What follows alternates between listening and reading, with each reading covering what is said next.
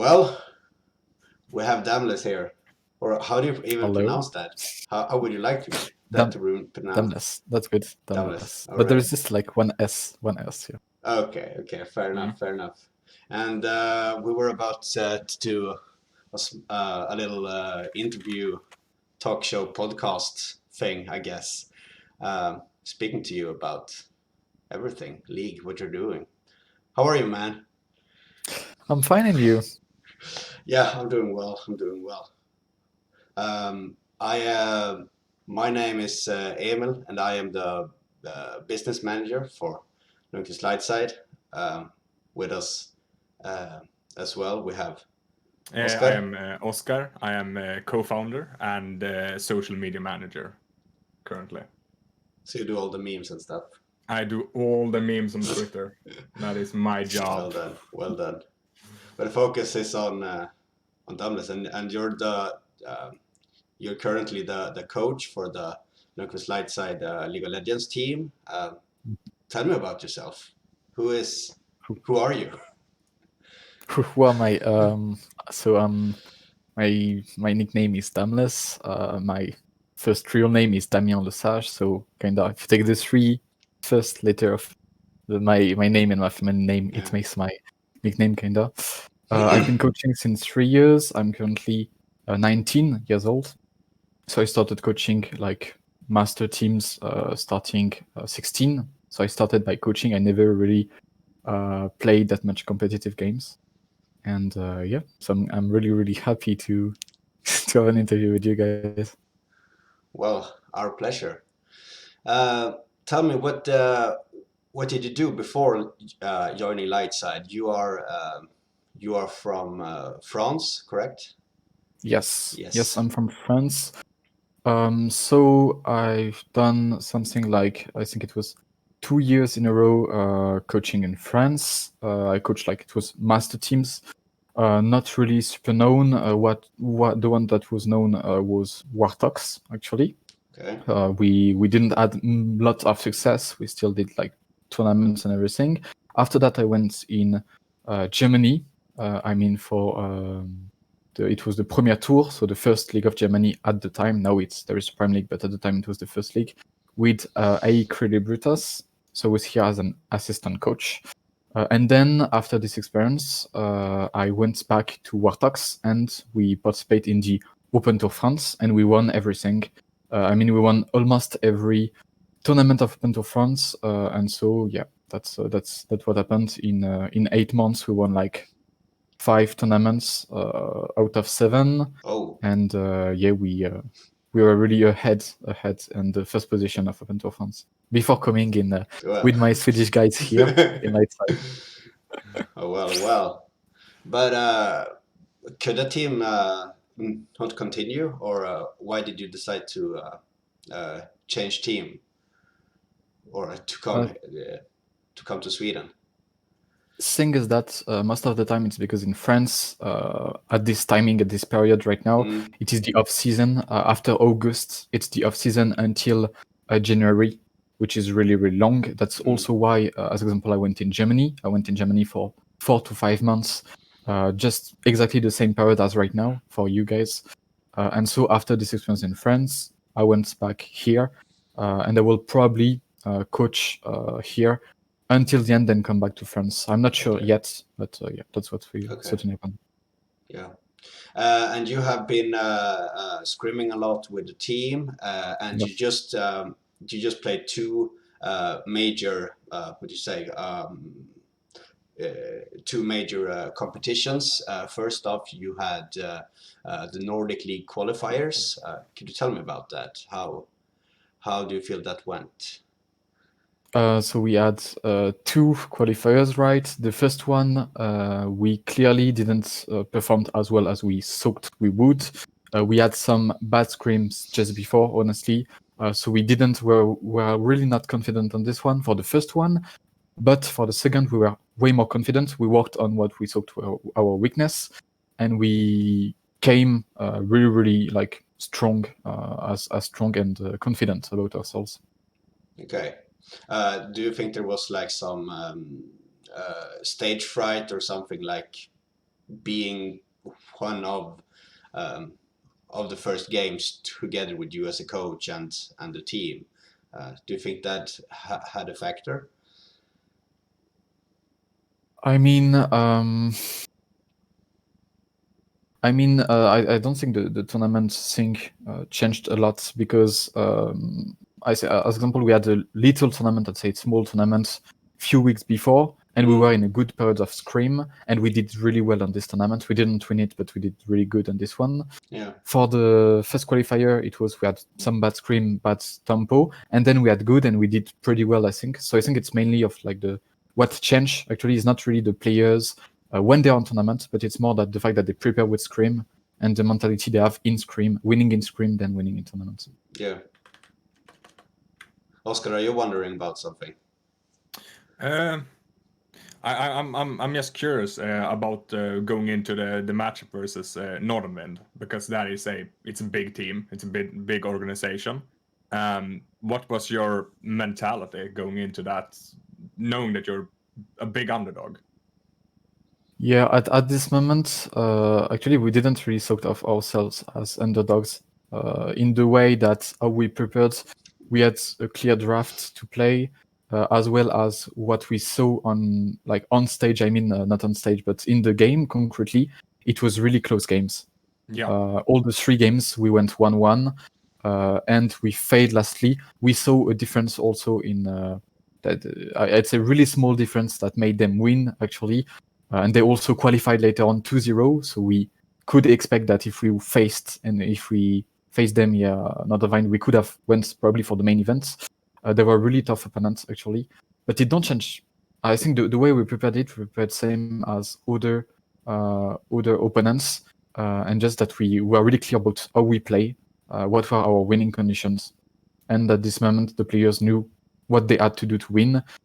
Some things happened, really close things made the game turn, but we could have definitely went in and beat them, I think. Yeah. Yeah. And off of that, you went on to play the TLA Sports Series re-qualifiers because during the main season, Lundqvist ended up in the lower part of the bracket, and we had to re-qualify. And this was correct me if I'm wrong, it was 4 teams. It was 2 being 2 teams from the eSport series and 2 from the, I don't know what it's called. I think trying to it qualify was up. 3 teams who qualified into the closed qualifiers. Okay. Because I think one of the teams, I think it was Void Esports, that had was to disqualified. quit. Yeah, they were disqualified from the league. Oh, okay. So there was only one team being going to the relegation. Yeah. Which was Lundqvist Lightside. Yeah. So how did you prepare for this match? I'd say this match, we didn't really have to prepare it in the way that we had the NLC qualifier 2 that we are really prepared for just one day before. Like the day before, the Saturday before, we had the qualifier, the re-qualifier on Sunday, and on Saturday we had the NLC qualifier 2, which we are really prepared for. And so the moment that we finished the qualifier, we knew that the only thing that we wanted was a bit of rest. And with how we played versus Nordic, we were confident enough to just play the same game plan versus a team that we have to adapt a bit, but the level would be way lower. And we saw that we gave like 1 game out of really our own mistakes. And the 3 games after, the 2 games after, because we did 1 win, 1 lose, and then we won 2. It was 2 storm games actually, of like it was 20 minutes a boss. So at this moment it was more like we were already prepared with the qualifier. Did you win the draft? Of course. Of course. Draft Kingdom. Draft Kingdom. I mean, usually hit like a stump like that, it could possibly be like if you really win the draft, the game is almost over, like even before the game has begun. Yeah, I felt that's totally true. The only thing is that it don't necessarily work, as example, versus Norderwind. Like Norderwind, I feel like we had 3 winning drafts. I'm even sure of it. We had 3 winning drafts, and we still couldn't make it because there was like huge difference, of course, because it's such an impressive team also. But versus like lower teams, it's more that we really, if we come and we don't fail a lot, because actually we just had like 1 even draft that we lost, and the 3 later on we got 3 win because of 3 winning draft. The players, of course, but we got 3 winning draft. I think it has an importance, but it's also the team that is playing it, of course. Yeah, it depends it's dynamic. Like you can't just say that, oh, we won because of draft or we lost because of draft. You can win a game with a losing draft, of course. Yeah, of course. Yeah. So you won that, and as you said, 3-1 games. How did you think the players performed in this match? As I said, it was a bit hard to start because we didn't have like real warm-up before Worlds, so it was a bit hard to start. We started, I don't remember if it was with 1 win or 1 lose. It could be 1 lose, actually. I think it's probably more 1 lose. And we got a bit stomped. There was a bit of like tilt at this moment, and still we knew that individually we knew how to come back, to just like focus again on game plan, focus on what made us be close to even to Norderwind. And on this one, we just like came back. Individually, performance of players, I'd say the 2 last games, the 2 stomps, it was games that were a bit troll in the fact that players didn't need to try out much. They were like maybe something like 15-4 or something like that. Really early in the draft. I think the last game it was something like 21-1 or something like that. So the players were just like playing seriously the 15 first minutes, and the 5 minutes after they just rolled a bit, giving some few kills. But individually, I'd say that we had the same problems in qualifiers. It's just like we have to warm up a bit, and then we are ready to play. Do we need to hire someone to make like a highlight montage of that? Maybe. Maybe get an editor. I mean, if it's that many kills, that there needs to be some highlights in there. Probably. Oh well. Let's move on more on you as a coach. I was interested to know, like, how would you describe your own coaching style? How are you working as a coach? So I'd say that my main characteristic would be the fact that I know the in-game things really well, the macro, the macro, the micro, as well as lots of little things in the game, kinda, that I work on with the players, playing the rotations, lots of this kind of things. So that would be the first part that I work on with the players. And second things would be the fact that I'm really used to draft a lot. I'd say in the 2 first year of coaching, it was certainly my weakness because I was really on the coaching things, on the macro, the micro, and I make my players being better, but I couldn't really draft. And on the last year, I really worked on that a lot. And even I played like the underdogs versus like Misfits Premiere, Kameto Corps, Solari, which are like big French team, really big French team. And actually we didn't lose any drafts. We were always even. We did like 40 minutes game versus Misfits versus Solari. So we did really long game. And I really felt that the micro impact, the macro impact was like pushed enough for me. I was satisfied with that. I'm interested in what you say about working on your drafts. How would one practice drafting? Are you simply running a lot of drafts, or how would you do that? So first you have to, what I do is I always look at the statistics of the picks, mainly what are the picks that are picked the most, as example in first pick, the ban picks, and in the second phase you understand why And Okay. this is really, really important. If you want to draft, the meta is kind of always the same. There is the blue side, there is the red side. The blue side is made for OP pick. If you pick the blue side, if you choose to take blue side, it's because you have one pick you want to priority. And you have to, it's mainly like you have 2 or 3 picks that you want to combo with. So blue side will be a side of combo, kinda, of blind pick and of flex pick. Okay. While the red side is mainly counter picks, because you have like at least 3 counter picks if you don't fail your drafts, at least 3 counter picks. Yeah. And so you can really manage to have winning advantage, as example, on solo lanes, on mid, on top, and just have like a weak side bot lane, as example, these kind of things. So it's how you see the draft, how you see the picks, and understand which picks are easily blindable and why. As example, on Ornn and Orianna. Why? Because Ornn he have some bad matchups, but he would always be fine and have value for his team. And Orianna, she's the champions that die the less in the game currently, that have the less death ratio in the game, as well as when she have her E on her, she have lots of resistance. So you understand boss are really tanky and hard to outlane. So that's why it's easily blindable. Interesting. I know Oscar is very into this about drafting, and I hear him a lot having large criticism of people not drafting correctly.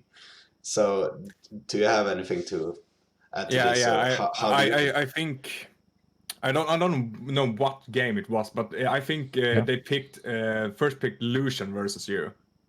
Yes. And they decided to flex it top lane into Sion, which was a really interesting choice. How to lose in about 5 seconds. What do you think about the drafting in the teams that you've met so far, like in scrims and in like the Nordic region? Is there something different about that versus the French region? Is there some picks that are more or less picked? I'd say maybe the French region that tends to really pick their own pick. I mean, like if they have an OTP or champions that they are really confident in, they will pick. While Sweden will maybe stick more to the meta. So you will see more Lucians, more Jean. Even if the players don't really know how to play it to high level, they will pick it because it's the meta, or they will get used to it. While in France, you can even see like a Zed, as example, or Yasuo, if the players play it really well. So that's something we see. Else for this science things, it was funny because we still the problem with Lucian is that versus Lucian on mid lane, Syndra is really good, Victor is really good, but Syndra is as well a really good blind pick. So if you pick Syndra, anyway you can have the matchup on mid because of that, and secondly you can just have to wait a bit and you pick lately you just pick a top laner as example, or you wait to see if they have a mid, if they have an ADC, and you know the Lucian can be top. And the Sion is mainly we practice it versus Ornn first, because we tried Ornn a lot and we didn't have really good results, so we changed and we went for the Sion, which bring us lots of things, as well as Sion is really good versus Camille too. We saw that it was good versus Lucian as well. I didn't thought they would go for Lucian, but when we saw, we just picked Sion because it was good versus anyway. And they banned, I think they banned like Malphite, and they banned like Malphite and another pick that was good versus Lucian. And so I thought, let's just go Sion. We worked with it. We know it's good versus Lucian, and so we just open bar and we just go.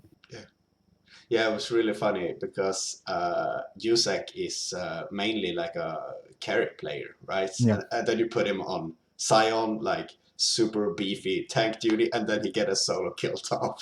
It's like, he has a way to get solo kills no matter what. I don't know. It's really interesting. He's an aggressive player. He does play tanks as if he's playing Jax. It doesn't matter. Yeah, it's true. At the same time, that's also something we saw in Scream, and that's why we went for Sion instead of the like of Ornn, because we practiced a lot of Ornn. In Scream, we practiced a lot of Ornn, but we always had a lot of problems because he got abused a lot by jungle.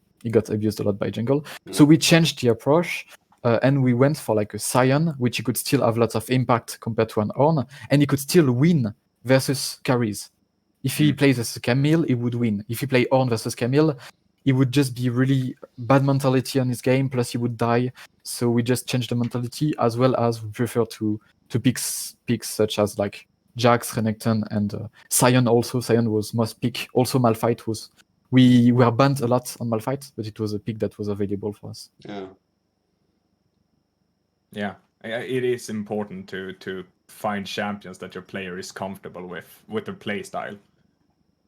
So that's a good adaptation. If Ornn doesn't work, Sion might work. Yeah, exactly. Good. How do you feel? Like we spoke about USAC, but I'm interested to know, like, how do you feel about the team as a whole? What is the identity of this team? Do you feel like? The identity of the team is a bit hard. It's more about we have players that have like, all of them have really good potential. They all have good potential and have a base level which is really high. But at the same time, they all have maybe one major mistakes that are doing a lot. Okay. All of them. And so the play style is more playing, knowing, and adapting, knowing that all of them have one specify like problems of themselves. I'd say major mistakes for themselves. And so knowing that, we adapt and we play game plans around that. As example, I'd say that we saw a lot, which is not really good in draft, a Braum and Alistar in blind, as example. We saw some because we preferred to priority the support on this kind of picks, because I felt that on really mechanical picks, such as Bard, Thresh or so, it would be harder and you would have way more efficient way, even in weak side bots, even if he was with a bad matchup, if he played Alistar or Braum, would have like better value, kinda. Later on, we saw that it would still be hard to blind these two, so we added the Yuumi, which was still really easy to play, and that was giving a lot of things. But at the same time, the guy is really intelligent, is smart in the way, like in the vision way, in the communication way, in the teamfight way. He's really smart about that. So just one big mistake. Same for mid, he's doing a lot of positional mistakes or some mistakes that we have to adapt on. Top, we know that he dies a lot on jungle, so we have to adapt on that. And so it's kind of like we don't play like for one strength, we play like to like patch our mistakes. Okay. And so we just slowly come.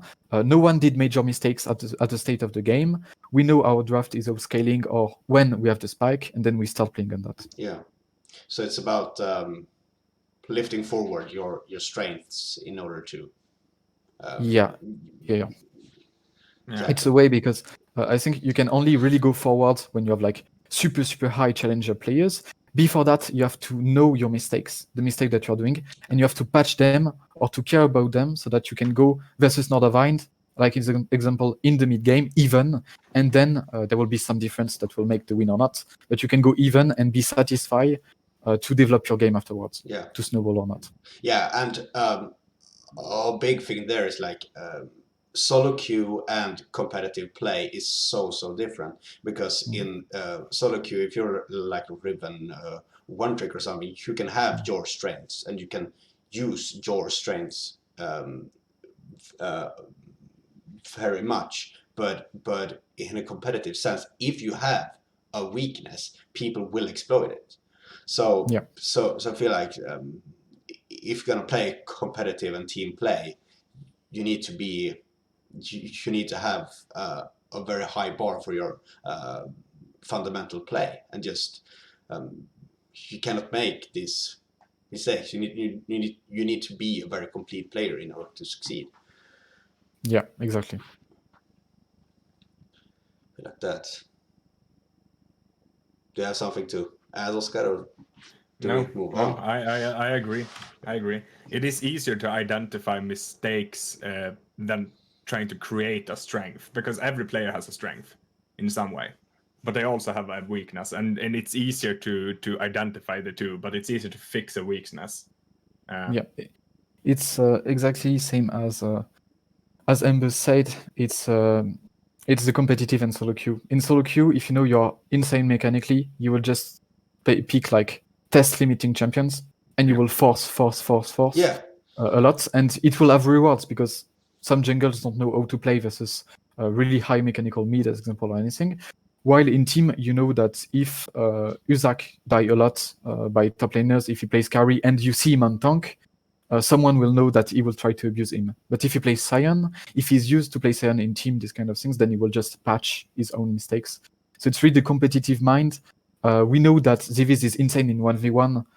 He went in 2018 world champions in 1v1. Yeah. He's really, we know he's really good at that. But at the same time, when it comes to jungle, he may not respect, or he may die, not even by jungle, but at 22 minutes, out of positioning of vision.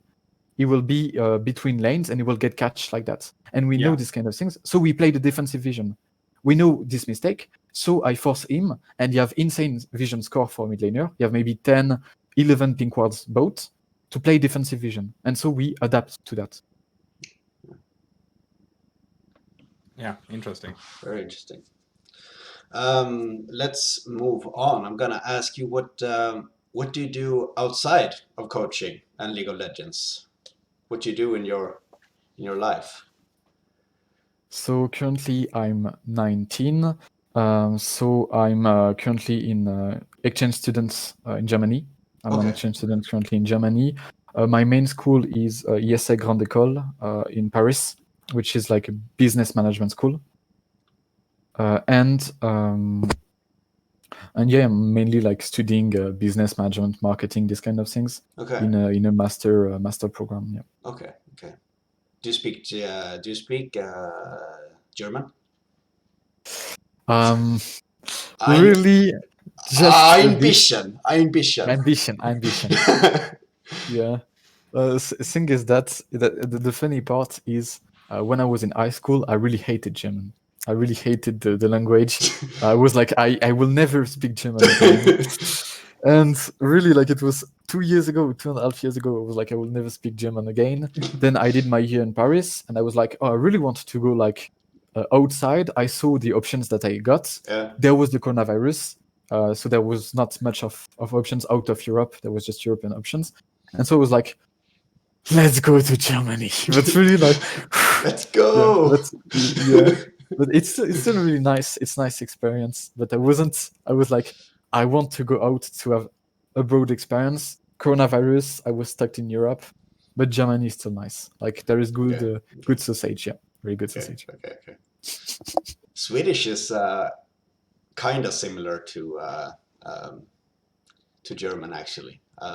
I took some German in school, and some things were pretty similar. So, oh, really? Yeah.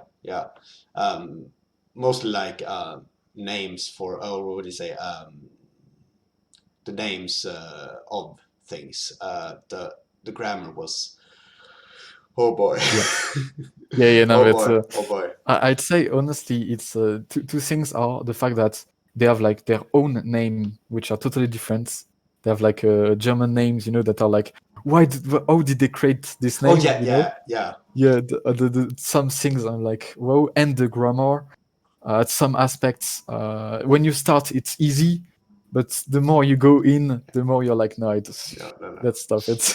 Because what Germans do is, if they need a word to describe a lot of things, they just mush them together to one huge word. So I know we had one which was Zusammenarbeiten, which is like one massive word. Yeah, that's okay. They don't have limits to words. Exactly. Spaces. Do you know them? It's like use them. Oh my god. Yeah. Oh well. Speaking of different countries, some segue. How do you feel about the Nordic scene in general? How do you feel about the other teams you have been scrimming? Not only Swedish teams, but how do you feel about the scene and the Nordic scene? First, we didn't face out of Nordic. We didn't face like really high team. We faced teams of Telia Esports Series Sweden, Yeah. mainly in scrims. That was interesting. I think it was really close to the level of the Open Tour France, actually, that I was part of. It's like third division of France. I'd say it would be the equivalent. It would be kind of the equivalent of like middle to top teams. That would be. It was interesting. I'd say that in terms of level, in terms of environment, I felt that despite the level, as I say, it would be equivalent to third division of France. I felt there was way more professionalism, way more professionalism from both like little teams or in Scream. It's on time. It's like on tournaments Realm as example. People are respecting each other. It's like this way, as well as when I coach this team, I see like the mentality difference. That Swedish are like sometimes they're a bit stubborn, but they're always listening and always respecting. It's like the way of always respecting. While in France, it would change a bit. Yeah. Okay. That makes sense, because in the Nordic countries in general, we are a bit afraid of conflict. So we're a bit, we want to agree and we don't want to disrespect too much. I can see how that reflects in the game. That be respectful and so you don't get nagged on or something like that. Yeah, probably. Yeah. Speaking up is very scary. No, totally. But it's interesting to hear that you feel like there's a professionalism, because I get the impression that scrim culture in different regions are very, very different. Yeah, definitely. I don't know. Was it NA like some with the major teams? I don't know if it was like some controversial people like canceling scrim, so they had to like go against their academy team, and from Worlds some teams didn't want to play. I don't know. It was some things that they brought up was really just why. Yeah, it just depends. I think it's really the cultural aspect. I'd say that a Swedish team, as example, if they have like, even if they have like lost of motivation or anything, they would be like, still, we respect our opponent, we will play this game. It may be not the best game, but we'll still play them. While I'd say some will be like always late. There will be like, I'd say I had a lot of experience with like, I see Portuguese and Greek teams. You know that they will not be here on time. It's sure. Also, some teams are like, either they're too big, so they just cancel without any interest. Like I had this experience, like really huge team, like first teams of ERL, and they're just like, oh no, it's not interesting, and then they just cancel last minute, kinda. At the same time as some just like stop disrespecting. But it's really culture thing. I don't think it would happen in Sweden. I think in Germany it would be kind of the same. Not always on time, but always respecting and really not canceling, as example. Yeah. So, I'm just speculating freely. I'm just thinking that a lot of the players are very, very young. Like it's young adults, even teenagers, and just in general keeping up with time and being on time. Like you have a meeting now, like you should be here at this time. And that can be like hard in any professional life. So I don't know if that like if this was like an industry with adults playing, if we would have the same problem. I don't know. I'm not sure about this one, because I still think it's really on the mentality. Like I'd say an adult, and it's on the culture, an adult, Swedish or German, would be on time. A French, he would be, if you tell him like 7 p.m., he would be here at 7, and he may be at 7:01, and he will be nice, fine. A Swedish or German, I feel like they would be like here 2 or 3 minutes before, in case, at least, or 5 minutes before, like to be here on time. Like they're in front of their computer. French, it would be 7 p.m. They start the computer at 7. You know what I mean? Okay. Yeah, this kind of things. And also about young, I'd say it depends on the environment and on the goal of the team. Also on the pressure you want to put people. If you have like, I'd say, a short term, it depends on what you want to do in the short term, but usually you want everyone to have a nice experience and you want everyone to respect the rules. So you fix and you can be hard at the beginning. As in long term, it depends the players you have. Sometimes you can be more friendly and you can be, it's fine, guys. Anyway, you know what I will say. As example, after like 5 months, we are together and we know what I will say at the beginning of the scrim, what we are working on. And so people like players can be like 2 minutes late, I will not say something. Yeah. It depends on the mentality, I think, as well as the environment of the project. Yeah. Do you have any scrim experience, Oscar? On not on that level. no, No. that level. Okay, fair enough. No. Fair enough. We're currently recording this, and the World's Finals hasn't been yet. So we're currently in the World's bubble, I should say. How do you feel? Have you been watching Worlds? Not all the games, but I think I saw like at least all the teams once. Yeah. Okay. What is your impression of the teams at Worlds? How are they doing? Do you feel? You mean the teams of the final? Or the region? I don't know. The spicy ones. The hot takes.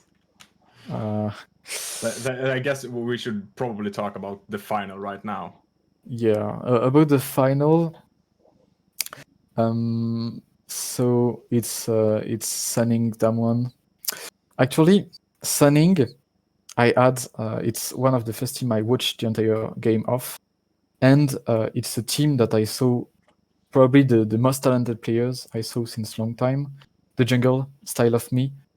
I watched like one game of him and I knew like this guy is a genius. Like I saw like the Lissinton game, I was like, this guy is like pixel perfect his positioning in team fight. Like I could pause and I could like take anything like a ruler on everything and see it was always pixel perfect to peel as well as being a treat to opponents and all these kind of things that I was like, this guy is a genius.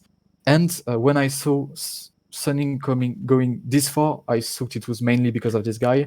And I didn't watch more game than him. I just looked at like the statistics, the score and everything. And when I saw like a Kindred game at 20 minutes, he had like 90 vision score, something like crazy.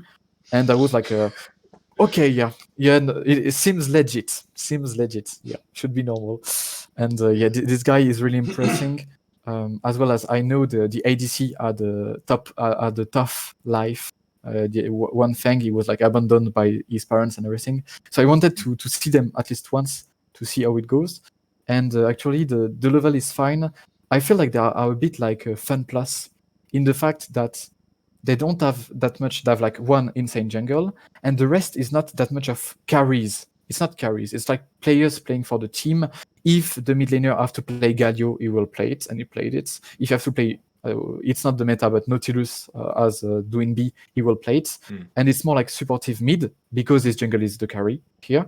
And bot lane is playing Ashe, Comp, Ashe, Tankenge, these kind of things, and they're all playing together. It's not like really high defense of one guy, which we could see as example on Dragon X with Chovy as example. Yes. We could see the difference in the carry style. G2 on Caps picking him always the Sylas and making like him play, even if Sylas, like people knew how to play versus, they picked only good picks versus him, and they still went for the Sylas, and it didn't work versus Damwon actually. Yeah. It is interesting to see that the teams that play around their jungler are the ones that succeed at the World Championships for the most part. It was surprising to see teams like JDG fall from grace as they did, because they did outperform Suning throughout the entire season. But somehow Suning has stepped up immensely. I think they're incredibly clutch in team fights. As a team, they are very, very, very they're very clean in how they support each other. Yeah, that's what I say. Like, frames. I feel like there is no like lot of ego. Like there is one jungle that is certainly as well the main shot caller, I think, because the way he plays, the way he takes vision, everything, it seems like they are playing around him.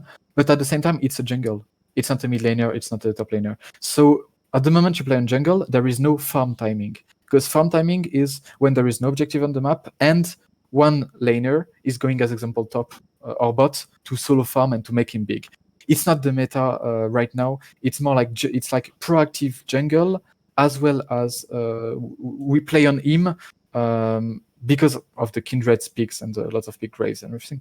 But it's really, really interesting to see how he can't be the main carry, but at the same time he is the carry until the ADC takes back the role, kind of.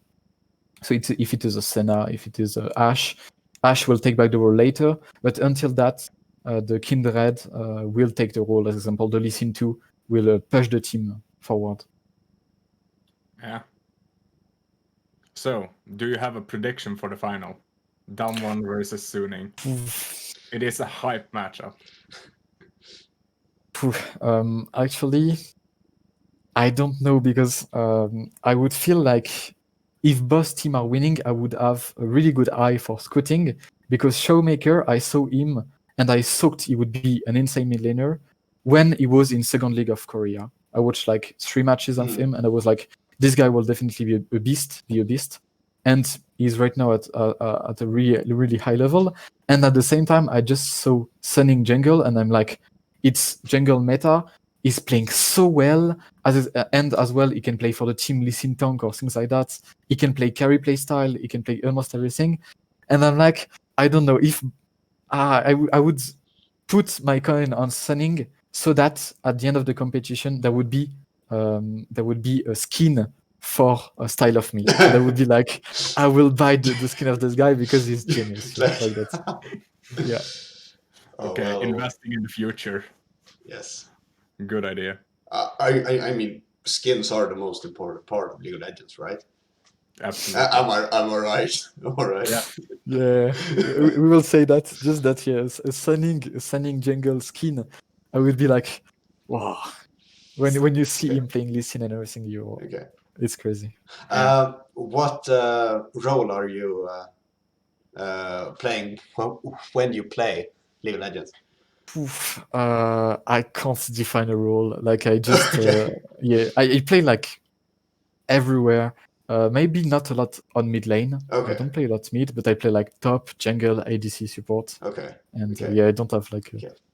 And I just play champions. Yeah. Okay. But if you got a world skin, for what champion would you choose to have it? Wow. I'd say first champions that don't have a lot of skin, or that I don't have a skin on. So not a Lee Sin as example, even if it would be a dream. I think for what I saw on Kindred from Style of Me, maybe a Kindred skin. Okay. Style of Me Kindred, only Style of Me Kindred. And if it was Damwon on mid, as I discovered Showmaker on Syndra, the first, maybe Syndra skin, yeah. Okay. Just for the lore kind fair of. Enough, fair enough. Okay.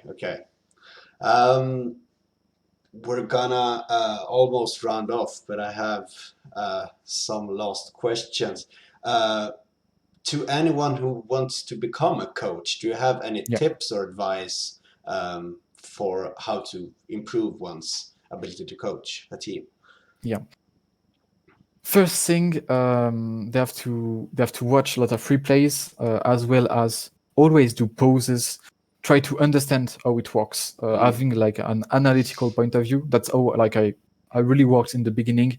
It was like analyzing why is he doing that, and then you're like, okay, this is up, this guy is here. Okay, so and then you try to like understand and anticipate what you will do, and then you're like, okay, you should go top, then do that, and if it goes well, you're like, okay, I got the idea. You understand why this kind of things, and the main tips when you become a coach, don't have a lot of ego. Never at the beginning, because players, when you start being a coach and you don't have like a player experiment, if you're a player like challenger player for 5 years, okay, you have like the experience to do something, okay, and to have like this aspect. But if you start, even if you know League of Legends really well, players of high level, if you coach like a challenger mid laner and you tell him his own matchup, he will laugh at your face. If it's you that have no experience, and you will not even find the matchup well. And I say that because one of the first coaching I did, it was with a really good player. It was like with a French first league player on mid lane. And actually, I soaked, like as example, the matchup Cassiopeia Azir was in favor of Cassiopeia. At the time, I soaked that. Now I know it's totally the opposite. It's totally for Azir outranging everything. And so I had this. It was not ego because I just really fast. I soaked like, okay, you are right. We'll just pick Azir then. But I soaked, and if I had an ego at this time, I soaked I would just like be instantly benched on the project. Because if you don't know, you should just let people speak and learn out of what they're saying. If a player say, like an OTP Jax say, Renekton is a bad matchup, then you have to learn why it is, and you have to trust him also. Always, I'm like, always asking questions. Always. Exactly. Always. That's what I say. Even in game, I force the players actually, when they are not sure about what is going on, what is the game plan, or what are the objectives, how to win the game, I ask them, please guys, ask questions to each other. Ask questions. If something is not clear, you will lose. If something is not clear, this guy will be top at the worst timing. This guy will use TP for his lane while he shouldn't have this kind of thing. So please, if there is a blank, and I force also to have blank in the communication, to not have someone always speaking, to have blank so people could just organize their mind. And if there is a blank, don't hesitate to ask a question to your mate, always, even in game. Yeah, because it is important, even if you as a team doesn't come up with the perfect solution, the perfect plan. If you're on the same plan, exactly, that's better than nothing. Always the same. Yeah. It comes from Art of War. It comes from lots of management books. If you know there is a wall in front of you, I mean, if there is like two ways, there is one without a wall, one with a wall. Even if you take the hard way, if everyone is like pushing each other to the top and going through the wall, you will go through the wall and you will go to the objective. Yeah. And I feel like, always also, if you make a decision and it goes well or it goes bad, you still have to ask, okay, it went well, why did it go well? It went bad, why did it go well? Bad. Why did we fail? Exactly. And the term coach is very different in a lot of teams, because some coaches are more of like interpersonal like coaches. They want the players to merge, while some are like the old pros. Like if you take Reaper in Cloud9 or something like that, they have the knowledge to like question what their players are doing. Because they're on the same level. But some have no league experience at all, but they have the interpersonal experience to build a team and have them ask each other the questions. Yeah. So which one would I be, you ask? Which one do you think is the most effective one, or do you think you should have some of both? So that's something really, really nice, because I know coaches of the two types that are really, really good actually, and boss have.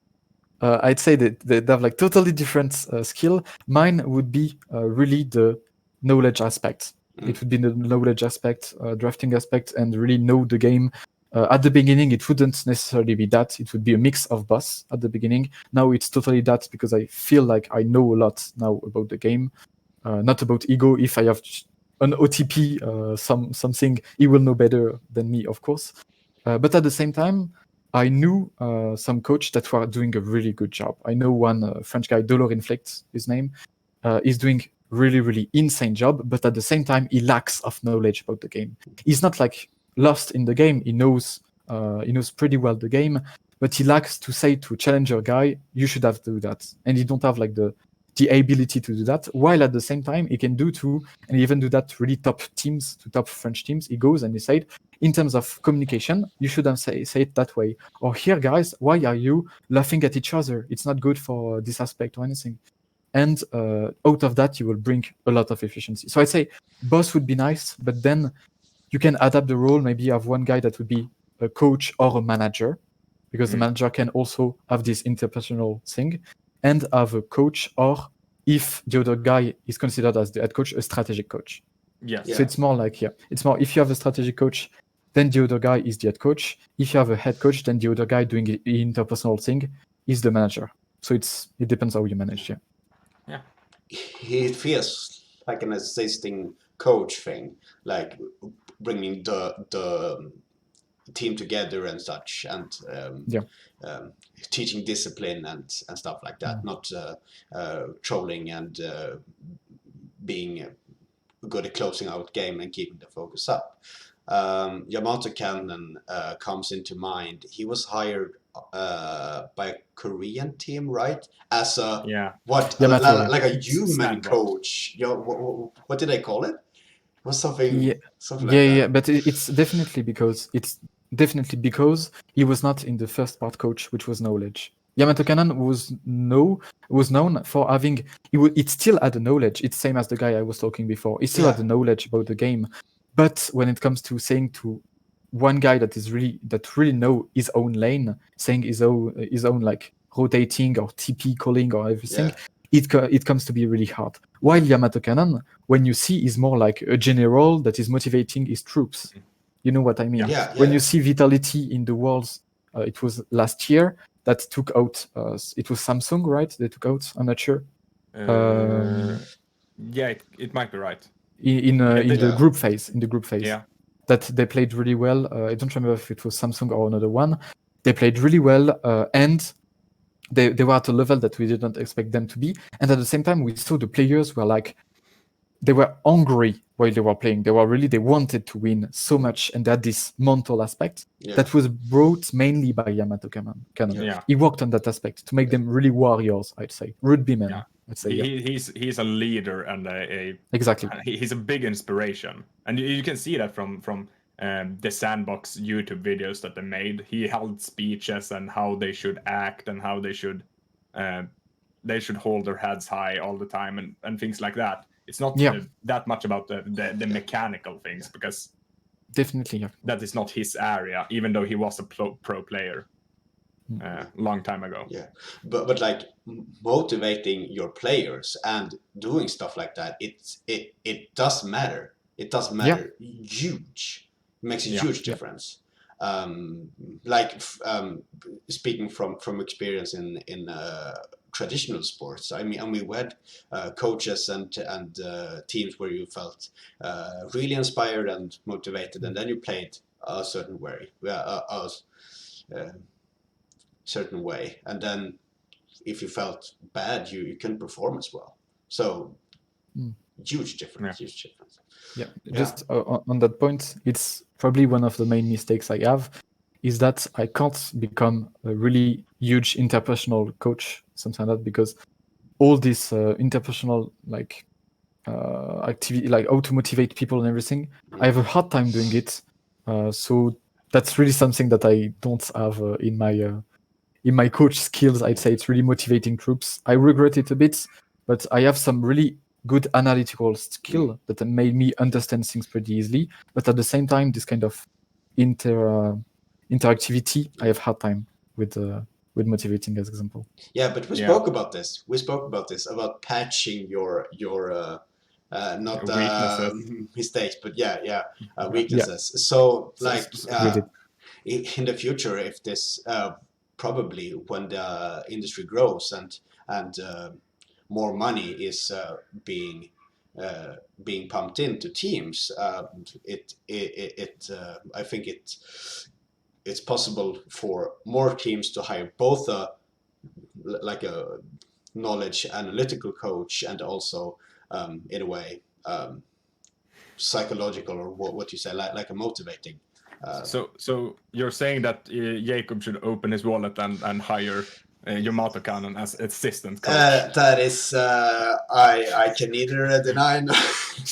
No, but the thing is, like, I am the business manager, so in the end, I am sitting on this pile of money. So it's my decision. He can't. He can come with suggestions, and then I will Okay. see. So he begs me for money. That's True. Oh well. I think we should maybe draw a conclusion. What is the expression in Swedish? We say something else. Conclusion is nice. Draw conclusion. The most important question. I know you probably looking forward to this.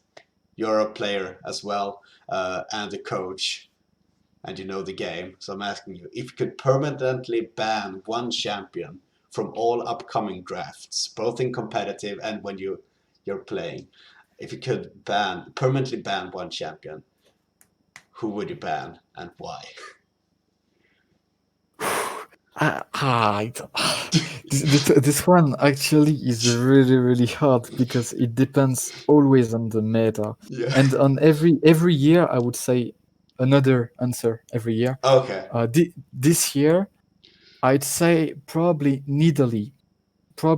Why?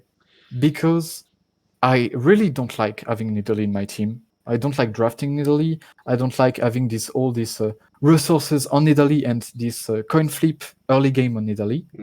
While if the opponent team have it, I know that if they play well around it, they can just hard snowball on it. So it's it's something I really don't like. If my favorite meta would be like the Jarvan Sejuani jungle meta, like playing slow, playing team fights, peeling, and just front to back. That's my favorite meta of all time. But so the Nidalee is really it's opposite. It's like early game and cheese. It's cheese mainly. Okay. Who would you ban, Oscar? Who I would ban? Oh, what did you ban? Boy. I would probably ban Morgana. Just because the Black Shield stops my bubble on Zoe. That's true. It's Morgana is not... I don't like Morgana either, by the way.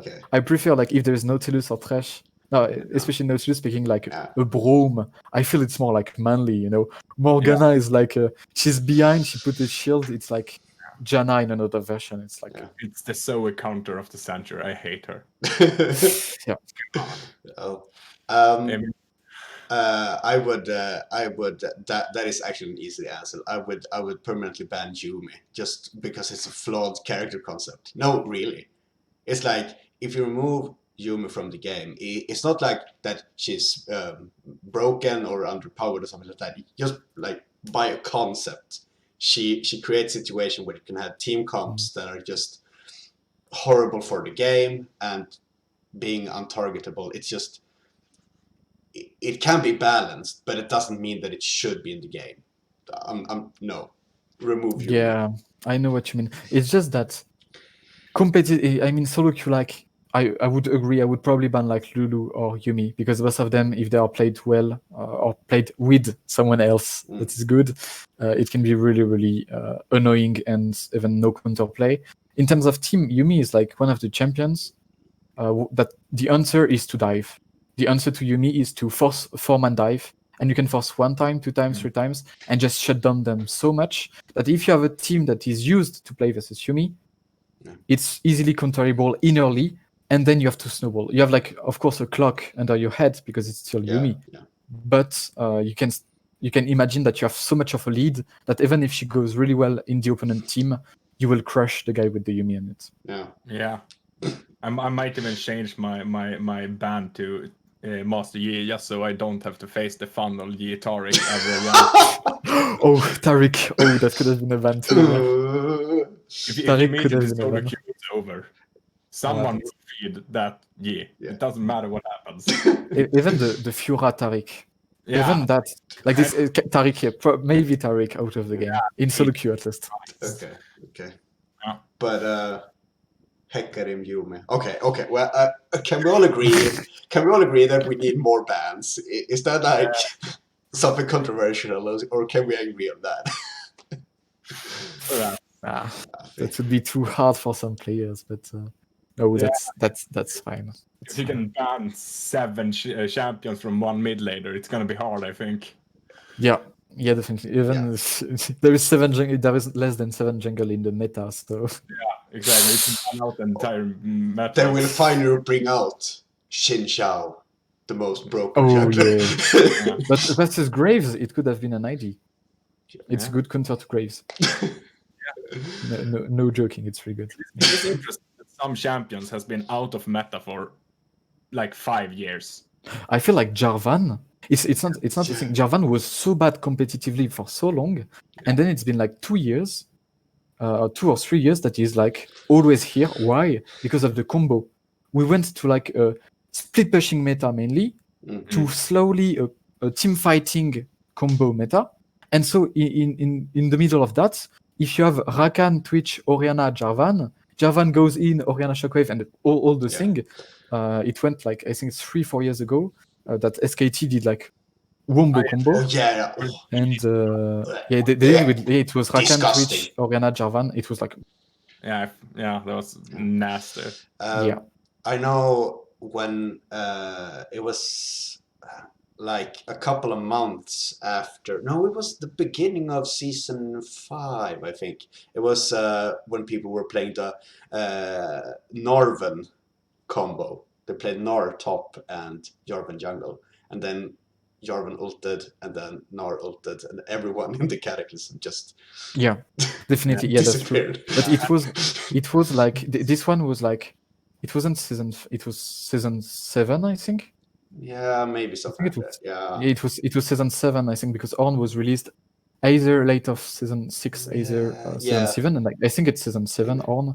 And yes, it's at this moment, like for season 10, it's at this moment that Jarvan was already a bit back, but he was really, really back with the meta, with the tank meta. Yeah, I think the Galio rework was also pretty big. Yeah, Jarvan Galio still, and then that Camille Galio, Jarvan Galio. Jarvan Galio. It's a terror for ADCs without mobility. So Astral started coming in instead for that. We've never seen Sivir for like 4 years or something like that. Yeah, but she can't do much Sivir. Like that's the problem. It's same as the best counter of Morgana is taking Olaf in the jungle, because he can just break the Morgana and just slow, and he's anti CC, so he just runs through and. He's really good versus Nautilus as well. Just pop the ult and you can't proc aftershock. You just do. Yeah, definitely. I mean, like, I had like a coach that told me like every time there was a Morgana in front of me, I picked the Olaf in the jungle. But it was also 3 years ago, while the Olaf was really he didn't have much counter, you know. He had like some counters such as Jarvan, but still he would still win the 1v1 as a example. It was just a bit of stupid champions like eating, like Garen. It was a few years ago where the Koreans built Cinderhulk Redemption on Olaf. That was an interesting time. Oh yeah. Really. It was so nasty in the early dragon fights, having a 250 HP nuke. Yeah, but fortunately they nerfed it, but it was two or three redemption at some point. Yeah. I really feel like we need another like episode where we only discuss champions. A weekly. Weekly. Today we are discussing Nami top lane. Nami top lane. Okay, so main thing, the ratio first. About a ratio, we know that she has some. She has some bad matchups, I think. But bad matchups. But the thing is, we have one person in this call with, I believe, a 100% win rate with Nami top, actually. Yeah. And it's not me. Spoilers. It's not me either. I think I blind picked it into a Riven. And you solo killed like level 2. It don't surprise me. The E slow with Doran's blade versus a pretty bad Riven ended up with pretty easy kill. I can't take credit for that. I think I blame the enemy. No, I think one of the best matchup I saw versus Riven was like the Leona top. Yeah. It's really It's like good. so annoying. It's like if you want to combo, you W, you wait, and then you Q spell, and then you E. You have like all the Yeah. chains CC. She comes. And then you just buy Iceborne Gauntlet or something, and it's over. Yeah, exactly. You like first Ronduin, Iceborne, or yeah. Yeah. It's stupid. Yeah. Oh my. Yeah, I don't think we should go on any longer. Yeah. Here we Yeah. go. This can snowball forever. Yeah, Yeah, exactly. probably. Just like a guitar comp. So Yeah. Okay, we'll talk about the G2, Wait. the G2 drafts next episode. Okay. Okay. About the G2 drafts. Okay. Yeah, I want to talk about. Tell me, do you have something, some ending words you want to say? Do you have any shout outs to yourself, or do you have something you wanna Shout out the Twitter or shout something out like to that. Twitter? What do you wanna say to your fans? Oh, my fans, there's so many my fans now.